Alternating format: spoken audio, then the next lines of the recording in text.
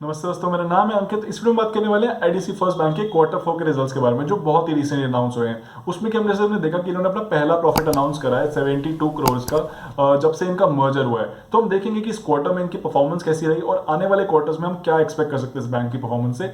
Video के last में हम ये भी देखेंगे इसकी वैल्यूएशन कैसी है, क्या ये बैंक अभी सस्ता है या महंगा है, और क्या हमें कंसिडर करना चाहिए इस बैंक में भी इन्वेस्ट करना। तो वीडियो को एंड तक जरूर देखिएगा। और सबसे पहले हम बात कर लेते हैं एक बैंक के बेसिक बिजनेस मॉडल के बारे में। तो सबसे पहले हम देख लेते हैं कि बैंक पैसे कैसे कमाता है। बेसिकली जो एक बैंक के एसेट्स होते हैं वो होते हैं उनके लोन्स। तो उसका क्या मतलब है, बेसिकली एक बैंक के पास कभी भी अपना पैसा नहीं होता है लोन पे देने के लिए। तो जो कस्टमर्स होते हैं, जैसे मेरा बैंक अकाउंट है एचडीएफसी बैंक के अंदर और मैंने उनको एफडी में पैसे डाल दिए 1 लाख रुपए और उन्होंने मेरे को 6% इंटरेस्ट दिया, तो वो लोग वो 1 लाख को आगे लेंड कर देंगे शायद 10% पे। और जो बीच में जो 4% बचेगा, मेरे को 6 दिए उन्होंने और उनको 4 एक्स्ट्रा मिल गया, तो जो 4% उनको एक्स्ट्रा मिल गया वो हो गया उनकी कमाई। तो ऐसे एक बैंक पैसे कमाता है बेसिकली। अब बात करते हैं आईडीएफसी फर्स्ट बैंक के बारे में। आईडीएफसी फर्स्ट बैंक बना था मर्जर के साथ, एक मर्जर हुआ था आईडीएफसी बैंक और कैपिटल फर्स्ट का।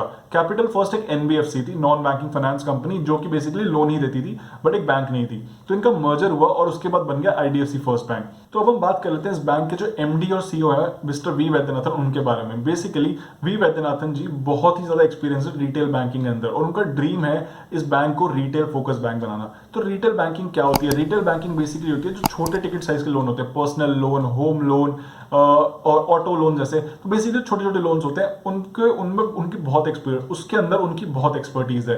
तो अगर हम बात करें उनके एक्सपीरियंस के बारे में, उन्होंने अपना करियर स्टार्ट किया था 1990 में, 1990 के अंदर, और वहां पे उन्होंने 10 साल काम करा सिटी बैंक के अंदर 2000 तक।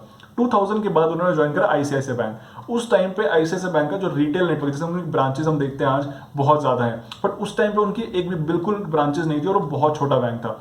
तो उन्होंने उनका पूरा रिटेल का जो बिजनेस है पूरा स्क्रैच से बिल्ड करा और मतलब इतना बड़ा बिजनेस कर दिया था कि बेसिकली जीरो से लेके उनकी ब्रांचेस 1400 हो गई थी, 25 मिलियन कस्टमर्स और 800 सिटीज तक एक्सपैंड कर दिया था, 1.5 लाख करोड़ की लोन बुक। तो आईसीआईसीआई बैंक का पूरा उन्होंने बिजनेस बिल्ड करा था। 2006 में उनको एग्जीक्यूटिव डायरेक्टर बना दिया था आईसीआईसीआई बैंक का। उसके बाद उनको सी और एमडी बना दिया था 2009 में आईसीआईसीआई प्रूडेंशियल लाइफ इंश्योरेंस का। तो बहुत ही ज्यादा इनको एक्सपीरियंस है रिटेल बिजनेस के अंदर। उसके बाद इन्होंने वो छोड़ के 2010 में अपनी कंपनी स्टार्ट करी। एक्चुअली स्टार्ट नहीं करी, एक कंपनी को खरीदा और उसको बनाया उन्होंने कैपिटल फर्स्ट। और वहां पर उन्होंने 8 साल के अंदर, सिर्फ 8 साल के अंदर एक लॉस मेकिंग कंपनी जिसकी रिटेल बुक सिर्फ 94 करोड़ की थी, एक छोटे जो लोन्स होते हैं उनके सिर्फ 94 करोड़ के थे, वहां से 8 साल के अंदर वो 30,000 करोड़ की लोन बुक हो गई। एक कंपनी वो बहुत प्रॉफिटेबल हो गई कंपनी। और वहां पे तो उसके बाद उन्होंने मर्ज कर दिया उसको आईडीएफसी बैंक के साथ और आईडीएफसी फर्स्ट हो गया वो। तो ये बेसिकली इनकी स्टोरी थी। अब ये जानना क्यों जरूरी था? बिकॉज कैपिटल फर्स्ट उनका ड्रीम यही है कि उनको एक एकदम रिटेल फोकस बैंक बनाना है, एक प्रॉफिटेबल बैंक बनाना है, लेकिन लॉन्ग टर्म के अंदर। तो बात करते हैं क्वार्टरली रिजल्ट्स के बारे में, देखते हैं इनकी कैसी परफॉर्मेंस रही इस क्वार्टर के अंदर। तो अब हम देख लेते हैं इनकी क्वार्टरली रिजल्ट्स की कैसा इन्होंने परफॉर्म करा इस क्वार्टर के अंदर। अगर हम देखें कि इनकी इंटरेस्ट इनकम जो कि इन्होंने दिखाई है कि यहाँ पे इस क्वार्टर के अंदर 4000 करोड़ की इनकी इंटरेस्ट इनकम रही है। बेसिकली उन्होंने लोन्स दिए हुए उस पर इनको कितना इंटरेस्ट मिला, जो कि अगर हम कंपेयर करें लास्ट ईयर सेम क्वार्टर से बढ़ी है वो 9% से। और अगर पिछले क्वार्टर से कंपेयर करें जो दिसंबर का क्वार्टर था उसमें इसकी कम हुई है 4% से। तो वो बहुत बड़ी प्रॉब्लम नहीं है। उसके बाद अगर हम बात करें इसके इनके इंटरेस्ट एक्सपेंस से, अब इंटरेस्ट एक्सपेंस होता है कि जो कस्टमर्स हैं जहां जिन्होंने इनके बैंक में सेविंग्स अकाउंट या फिक्स डिपॉजिट का अकाउंट खोला हुआ है उनको इन्होंने कितने पैसे दिए, तो वो एक बहुत ही अच्छा नंबर है कि यहाँ पे कम हुआ है वो नंबर। लास्ट ईयर अगर आप देखें इसी क्वार्टर के अंदर तो वो 2500 करोड़ का था और इस क्वार्टर वो 2300 करोड़ का हो गया, जो कि एक बहुत बढ़िया चीज है। अगर हम बात करें इनकी नेट इंटरेस्ट इनकम, जो कि बेसिकली मैं आपको, नेट इंटरेस्ट इनकम बेसिकली होती है कि अगर आपने किसी बैंक में अपना अकाउंट खुलवाया और आपको वो बैंक दे रहा है, इंटरेस्ट दे रहा है 6% के हिसाब से, और अगर वो बैंक उसी पैसे को आगे लेंड कर रहा है, क्योंकि आगे लोन पे दे रहा है 10% के हिसाब से, जो बीच में उनका पैसा बच गया 4% उनका बच गया बीच में, वो होती है उनकी इनकम, नेट इंटरेस्ट इनकम। तो वो लास्ट ईयर सेम क्वार्टर में थी 1100 करोड़ की और इस बार वो बढ़ के 1563 करोड़ हो गई है और ईयर ऑन ईयर जो ग्रोथ है उसकी वो है करीब 40% के आसपास। अगर हम अब फी इनकम देख लें, जो बेसिकली फी इनकम होगी कि अगर वो किसी और जो बैंक है वो किसी और कंपनी के इंश्योरेंस बेच रहा है या कोई और प्रोडक्ट को प्रमोट कर रहा है जो वो खुद नहीं बेचता है, तो वो उनको फीस मिलती है उसके लिए। तो लास्ट ईयर सेम क्वार्टर में उनकी जो फीस इनकम थी वो थी 300 करोड़ की और इस बार वो बढ़ के 432 करोड़ की हो गई, जिसमें 40% का ग्रोथ आया है। अगर हम ट्रेडिंग गेन देखें तो लास्ट ईयर जो ट्रेडिंग गेन था, ट्रेडिंग गेन बेसिकली होता है जैसे कि इस बार जो ट्रेडिंग गेन है वो स्पेसिफिक है येस बैंक के शेयर्स के लिए, बिकॉज इस बैंक को और काफी सारे बैंक्स को 10 रुपए पे येस बैंक के शेयर्स अलॉट हुए थे। तो 25% जो पार्ट था वो इनके पास था, इनको सेल करना था या नहीं करना था उनकी मर्जी थी, और बाकी 75% वो लॉन्ग था। तो इन्होंने येस बैंक के जो शेयर्स थे वो बहुत ही बड़े प्रॉफिट पे सेल करे, और इसलिए इस बार इनका 319 करोड़ का प्रॉफिट जो गेन है ट्रेडिंग पे वो आया है, जो कि 125% का ग्रोथ दिखाया उसने। वो हर बार नहीं होगा, बट इस बार एक विंडफॉल गेन की तरह वो यहाँ पे दिख रहा है। अब देख लेते हैं ऑपरेटिंग इनकम। ऑपरेटिंग इनकम के अंदर 67% ग्रोथ आई है। अगर हम कंपेयर करें लास्ट ईयर से, तो वहां पे सिर्फ 1400 करोड़ की थी, इस साल वो बढ़ के 2300 करोड़ की हो गई है, जो कि बहुत अच्छा नंबर है। अब देख लेते हैं हम ऑपरेटिंग एक्सपेंस को। अगर हम ऑपरेटिंग एक्सपेंस पे जाए तो लेके लास्ट ईयर सेम क्वार्टर में ऑपरेटिंग एक्सपेंस 1100 करोड़ का था, और इस बार वो काफी बढ़ के 1527 करोड़ का हो गया। तो ऐसा क्या डिफरेंस आया? 33% जो ग्रोथ आई इस नंबर पे ऑपरेटिंग एक्सपेंस यानी खर्चा जो है। बेसिकली ये बैंक अभी बहुत ज्यादा एक्सपैंड कर रहा है, टेक्नोलॉजी पे पैसा खर्च कर रहा है, और उसके अलावा ब्रांचेस खोल रहे हैं, क्योंकि किसी भी बैंक के लिए ब्रांचेस खोलना बहुत इंपॉर्टेंट होता है।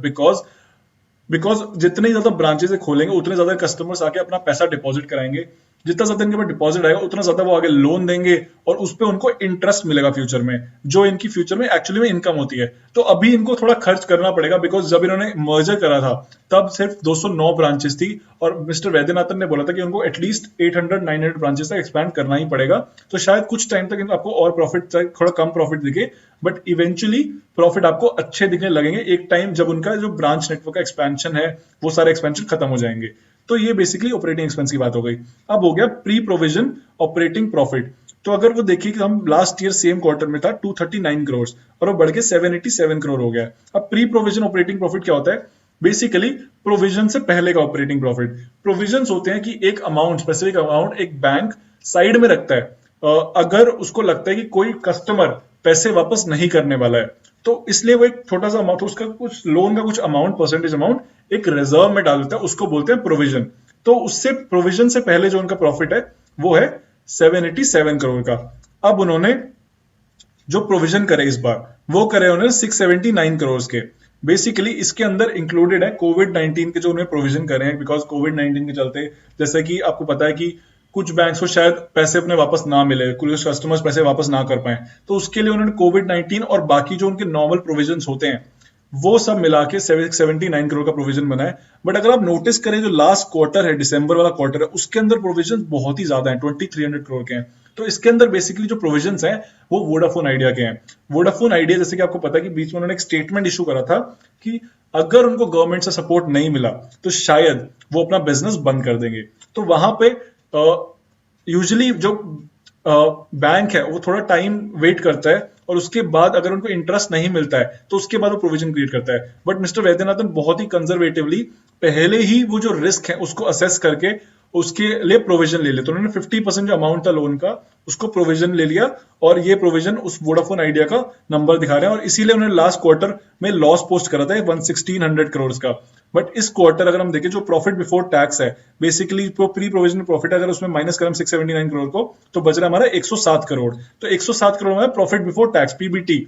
तो अगर हम पीबीटी से हमारे प्रॉफिट बिफोर टैक्स में माइनस करें हमारे टैक्स को, तो बचता है हमारा प्रॉफिट आफ्टर टैक्स, जो इन्होंने पोस्ट करा है इस बार। फर्स्ट प्रॉफिट है जो हमारा इनके मर्जर के बाद से, तो वो एक अच्छा नंबर है। मतलब बहुत ज्यादा तो नहीं है, और ज्यादा हो सकता फ्यूचर में शायद और भी ज्यादा हो, बट अभी के लिए फर्स्ट प्रॉफिट के हिसाब से ठीक है प्रॉफिट।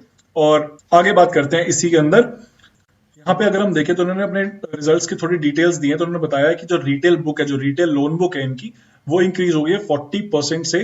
बेसिकली जो रिटेल लोन होते हैं वो छोटे टिकट साइज के लोन होते हैं, जो कि जैसे कि ऑटो लोन्स हो गए, आपके होम लोन्स हो गए, 50 लाख 10 लाख, जो छोटे अमाउंट के लोन्स होते हैं। तो वो इन्होंने बताया कि 40% की जो लोन बुक है वो इंक्रीज हुई है, और लास्ट ईयर वो लोन बुक थी 40,000 करोड़ की, और वो बढ़ के 57,000 करोड़ की हो गई, जो कि बहुत अच्छी बात है। बिकॉज जो मिस्टर वैद्यनाथन है उनका जो गोल है उसको रिटेल फोकस बैंक ही बनाना है उनको। जो अभी रिटेल की जो बुक है वो टोटल 61% हो गई है, टोटल जो लोन उन्होंने दिया हुआ है। और जो लास्ट ईयर अगर हम कंपेयर करें तो सेम जो रिटेल बुक थी वो सिर्फ 37% की थी। तो ग्रोथ बहुत अच्छी करी है इसके अंदर। उसके बाद उन्होंने बात करी है होलसेल बुक के बारे में। होलसेल बुक यानी कि होलसेल बड़े लोन्स, कॉर्पोरेट लोन्स जो होते हैं, या फिर जो बिल्डर्स को लोन देते हैं, इंफ्रास्ट्रक्चर के लोन्स जो होते हैं, तो वो लोन्स बहुत बड़े अमाउंट के होते हैं, 100 करोड़, 1000 करोड़, 2000 करोड़, तो बहुत बड़े बड़े लोन्स होते हैं और वो रिस्की होते हैं, बिकॉज अगर एक कस्टमर भी लो पैसे वापस नहीं करेगा तो कंपनी के ऊपर बहुत प्रेशर आता है। तो इसलिए वो कंपनी चाह रही है कि होलसेल बुक को कम करे, और इस साल उन्होंने वो 27% कम करी है बुक। लास्ट ईयर वो बुक का जो साइज था, जो लोन्स थे उनका साइज था 53,000 करोड़ था, इस साल वो बची सिर्फ 40,000 करोड़ की, जो इस साल जो 31 मार्च 2020 को इन्होंने रिजल्ट पोस्ट करे हैं। उसके बाद अगर हम बात करें होलसेल बुक, इन्होंने बोला जो होलसेल बुक के अंदर इंफ्रास्ट्रक्चर के लोन्स थे, जो कि शायद घर बनाने के लोन्स होंगे या फिर रोड बनाने के लोन्स इन्होंने दिए होंगे कॉन्ट्रैक्टर्स को, तो वहां पे इन्होंने बोला कि उसको भी उन्होंने 31% कम करा है। वो same loans last year 21,000 crore के थे, इस साल वो हो गए 14,800 करोड़ के, जो कि एक अगेन बहुत अच्छा नंबर है। अगर हम बात करें उसके बाद इन्होंने बोला है जो कासा नंबर्स है, कासा डिपॉजिट्स हैं, वो इंक्रीज हो गए हैं, इस इंक्रीज हो गए 20,000 करोड़ हो गए, और लास्ट ईयर वो सेम नंबर 7,800 करोड़ का था। अब कासा क्या होता है? कासा रेशियो बेसिकली होता है current account and saving account ratio.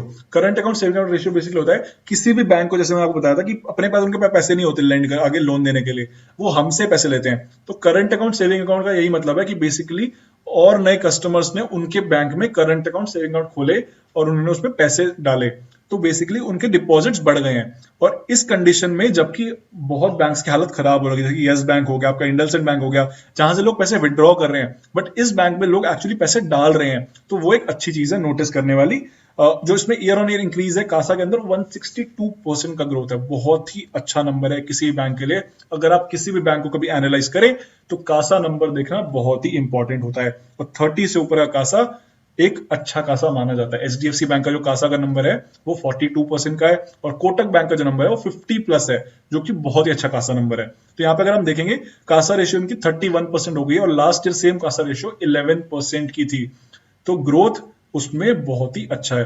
और उन्होंने बताया कि जो इस जो क्वार्टर के अंदर, इस जो जनवरी से मार्च का जो क्वार्टर था, उसके अंदर इनको 4500 के एक्स्ट्रा कासा डिपॉजिट्स आए हैं, स्पेशली इतने स्ट्रेसफुल टाइम के अंदर जब बाकी बैंक्स के ऊपर में से लोग पैसे निकाल रहे हैं और उनको ट्रस्टेड बैंक में डाल रहे हैं। तो ये भी एक ट्रस्टेड बैंक है कि लोग इसके अंदर पैसे डाल रहे हैं। तो अब बात आ गई रिटेल डिपॉजिट्स की। रिटेल डिपॉजिट्स के अंदर कासा के अलावा टर्म डिपॉजिट भी आते हैं, जैसे कि एफडी, फिक्स डिपॉजिट, या फिर आप बात कीजिए रिकरिंग डिपॉजिट, तो वो भी आते हैं। तो टोटल जो रिटेल डिपॉजिट हो गए वो बढ़ के 33,000 करोड़ हो गए, और लास्ट ईयर तक वो सिर्फ 13,000 करोड़ के थे। तो अब देख रहे हैं कि जो कासा की जो ग्रोथ हो रही है वो बहुत ही ज्यादा एक्सेप्शनल है। उसमें जो रिटेल डिपॉजिट में जो ग्रोथ हुई है वो 157% की है, जो कि एक अच्छा नंबर है बहुत ज्यादा इस बैंक के लिए। अगर हम बात करें आगे, इसने बताया कि जो सीडी की जो सीडी, सर्टिफिकेट ऑफ डिपॉजिट, एक इंस्ट्रूमेंट होता है जिसको यूज करके बेसिकली बैंक मार्केट से पैसा लेता है एक इंटरेस्ट पे और आगे उसको लोन दे देता है उससे ज्यादा थोड़े इंटरेस्ट पे। लेकिन वो क्या प्रॉब्लम है इसके अंदर कि ये जो महंगा तरीका है, जैसे कि मैंने बताया कासा सबसे सस्ता तरीका होता है मार्केट से पैसे उठाने का, कि कस्टमर से डिपॉजिट ले लो और उसको लोन दे दो आगे। बट सर्टिफिकेट डिपॉजिट थोड़ा महंगा तरीका होता है, जिसपे इंटरेस्ट यूजुअली 8, 9, 10% होता है। तो यहाँ पे इनको प्रॉब्लम, इनको इसलिए ज्यादा कमा नहीं सकता बैंक। अगर वो 10% पे लोन ले रहा है तो वो कितने पे दे देगा? 13 पे दे देगा, शायद 12 पे दे देगा, या बहुत ज्यादा इस पे इंटरेस्ट नहीं कमा सकता वो। तो यहाँ पे प्रॉब्लम, तो इन्होंने उसको 75% कम करा है और उसको उन्होंने रिप्लेस कर दिया। बेसिकली जो लास्ट ईयर तक इनके जो सर्टिफिकेट ऑफ डिपॉजिट के जो इनकी अमाउंट था वो था 28,000 करोड़ का, वो कम होके 7,000 करोड़ ही बचा है। और मेरे को लगता है कि नेक्स्ट क्वार्टर तक ये जीरो कर देंगे इसको, जो कि एक बहुत बढ़िया बात है। और इसको उन्होंने रिप्लेस कर दिया कासा डिपॉजिट, बिकॉज कासा और एफडी का पैसा इनके पास काफी आ गया है, तो जो कि एक अच्छी बात है इस बैंक के लिए। आगे बढ़ते हैं और बात करते हैं अब इनकी अर्निंग्स के बारे में। तो इन्होंने यहाँ पे दिखाया कि जो इनकी लास्ट ईयर जो इनकी नेट इंटरेस्ट अर्निंग्स है, एनआईआई की ग्रोथ है, वो बहुत ही अच्छी है और 40% ग्रो कर चुका है वो amount. Last year same quarter में उसका जो अमाउंट था नेट इंटरेस्ट इनकम का, बेसिकली जो उसने लोन दिए हुए हैं उस पर जो इसको इंटरेस्ट मिला है, तो लास्ट ईयर उसको इंटरेस्ट मिला था 1100 करोड़ का, 1113 करोड़ का, जो कि आप यहाँ पे देख सकते हैं। और उसके अलावा अभी वो इस क्वार्टर में बढ़ के 1500 करोड़ का हो गया, जिसमें 40% ग्रोथ है, जो कि बहुत अच्छी बात है। अब बात करेंगे हम strong net interest income improvement की। एनआईएम होता है नेट इंटरेस्ट इनकम। तो इसका मैंने आपको सिंपल सा एग्जांपल दिया था, जैसे कि मैं किसी बैंक में गया और मैंने अपने 1 लाख रुपए डिपॉजिट करे और मेरे को बैंक कह रहा है कि आपको 6% हम इंटरेस्ट देंगे सेविंग्स अकाउंट या एफडी किसी पे भी, और उसने वो 1 लाख रुपए आगे किसी को लोन पे दे दिया 10% के हिसाब से, तो जो बीच का 4% बच गया वो बैंक की इनकम हो गई। तो वही होता है नेट इंटरेस्ट मार्जिन। तो वो बढ़ के 4.24% हो गया, और लास्ट ईयर सेम क्वार्टर में वो सिर्फ 3% था। तो ये भी बहुत अच्छी इंप्रूवमेंट है। अच्छे बैंक का यूजुअली 4 से ऊपर होता है। तो अगर आप कभी भी बैंक एनालाइज करें कोई, तो ट्राई कीजिए कि नेट इंटरेस्ट इनकम उस बैंक की 4 से ऊपर हो। एचडीएफसी बैंक की 4.2 के आसपास ही है, कोटक की शायद 4.6 के आसपास है, जो कि बहुत ही अच्छा नंबर है। तो वो भी एक नोटिस करने वाली चीज है यहाँ पे। इन्होंने यहाँ पे दिखाया कि इनकी फीस इनकम और ट्रेडिंग गेन, जिसके बारे में पहले बात कर चुके हैं, वो भी 67% से ग्रो करी है। लास्ट ईयर सेम क्वार्टर में वो 1386 करोड़ की थी और इस साल वो 2300 करोड़ की है, जो कि एक बहुत अच्छा नंबर है अगेन। उसके बाद अगर इन्होंने प्री प्रोविजन प्रॉफिट के बारे में बात करी है कि लास्ट ईयर वो प्रॉफिट 239 करोड़ का था, जैसे हमने पीछे इनकम स्टेटमेंट देखा था, और अभी वो प्रॉफिट बढ़ के 787 करोड़ का हो गया, जिसमें ग्रोथ है 200% की। तो ये भी बहुत अच्छा ग्रोथ है। यहाँ पे प्रोविजन के बारे में बात करेंगे। क्या प्रोविजन, तो बैंक को प्रोविजन क्या होता है पहले बात कर लेते हैं। बिकॉज यहाँ पे प्रोविजन इन्होंने बताया कि बैंक ने 225 करोड़ का प्रोविजन बनाया कोविड 19 को लेके। प्रोविजन बेसिकली होता है एक रिजर्व होता है कि अगर बैंक को लगता है कोई कस्टमर उनको पैसे नहीं वापस करने वाला जो उनको लोन दिया है, तो उसके लिए वो एक अमाउंट अपने प्रॉफिट में से अलग करते हैं और वो उसको साइड में एक रिजर्व में रख लेता है कि अगर पैसे वापस नहीं मिले तो वहां पे वो कॉम्पनसेट करेगा उस अमाउंट को वैसे। तो यहाँ पे उन्होंने बोला कि जो उनको प्रॉफिट, आइडियली उनको जो प्रोविजन रखना चाहिए था आरबीआई की गाइडलाइंस के हिसाब से, वो सिर्फ 25 करोड़ का रखना चाहिए था कोविड 19 के लिए। बट उन्होंने कॉन्जर्वेटिव होके, एक बैंक का कॉन्जर्वेटिव नेचर है इसका, कि उन्होंने पहले ही रिस्क थोड़ा असेस करा कि अगर रिस्क बढ़ जाए तो उन्होंने पहले से ही 225 करोड़ का प्रोविजन कर लिया, जो कि अगेन एक बैंक के लिए बहुत इंपॉर्टेंट चीज है। बिकॉज कॉन्जर्वेटिव यहाँ पे दिख रहा है कि बैंक और काफी रिस्क एवर्स है और वो पहले से ही नोट करके सोच के चल रहा है कि अगर फ्यूचर में रिस्क ज्यादा रहा या फिर कोई कुछ हुआ किसी पैसे वापस नहीं आए, तो उसने अपने पैसे पहले से ही पैसे साइड में रख लिए, अलग से अपने पास रिजर्व में रख लिए एक। तो एक अच्छी बात है ये। उसके बाद प्रॉफिट आफ्टर टैक्स, जिसके बारे में बात कर चुके, 72 करोड़ का उन्होंने पोस्ट करा है इस क्वार्टर के अंदर।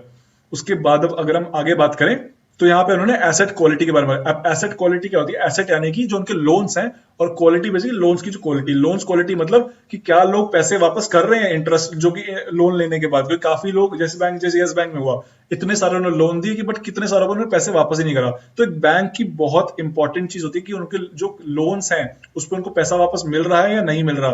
तो यहाँ पे देखने वाली चीज है कि इनकी जो एसेट क्वालिटी है वो काफी इंप्रूव हुई है।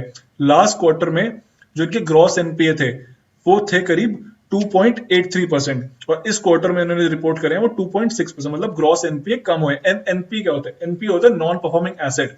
नॉन परफॉर्मिंग एसेट यानी कि अगर 90 दिन तक किसी बैंक को उसकी जो लोन दिए हुए उस पर इंटरेस्ट नहीं, पेमेंट नहीं मिलती, तो उसको वो बोल देता है एनपीए, और उसके लिए फिर वो प्रोविजन, मतलब कुछ अमाउंट साइड में रखता है जिसको प्रोविजन बोलते हैं, जिसके बारे में पहले बात करी अभी।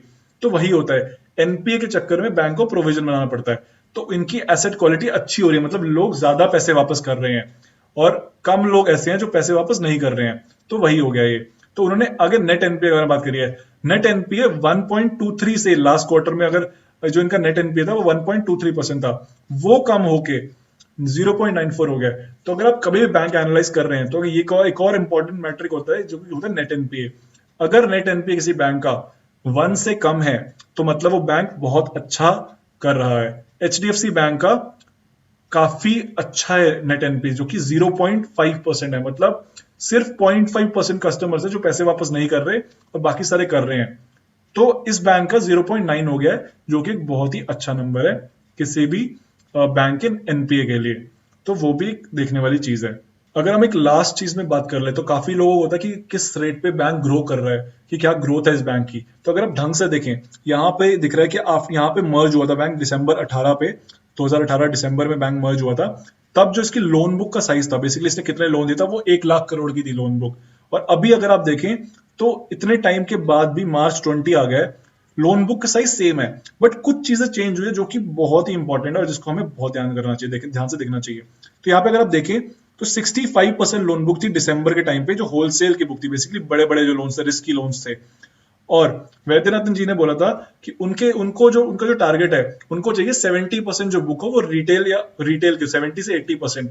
और अगर आप देखें क्या हो रहा है आने वाले जो अगले क्वार्टर्स हैं, जो लोन बुक है वो बिल्कुल स्टेबल रही है, बट उन्होंने अपने होलसेल जो लोन्स हैं वो कम कर दिया है और 54% रिटेल लोन्स हो गए हैं। होलसेल लोन्स अब 46% बचे हैं। तो उनका टारगेट था कि आने वाले 5 सालों के अंदर, मतलब दिसंबर 2023 तक उनको 70% तक लोन चाहिए थी अपनी रिटेल बुक, और 54% अभी हो गई है मार्च 20 के अंदर। तो मेरे को लगता है आने वाले 2-3 क्वार्टर्स के अंदर ये जो बुक है उनकी रिटेल बुक वो 70% तक ले जाएंगे और उनका टारगेट टाइम से बहुत पहले कंप्लीट हो जाएगा। तो ये बहुत ही अच्छा नंबर है। तो यहाँ पे हमें इसको भी देखना चाहिए कि एक बैंक जो अपना गाइडेंस दे रहा है, एक बैंक के जो एमडी ने गाइडेंस दिया है कि हमें इतनी ब्रांचेस चाहिए, हमें ऐसे ग्रो करना है और हमारा ये प्लान है, और वो एग्जैक्टली उससे बहुत तेज ही वो चीजें अचीव भी कर रहा है और बहुत कॉन्जर्वेटिवली अपना एनपीए मॉनिटर कर रहा है, अपने प्रोविजंस टाइम टू टाइम ले रहा है।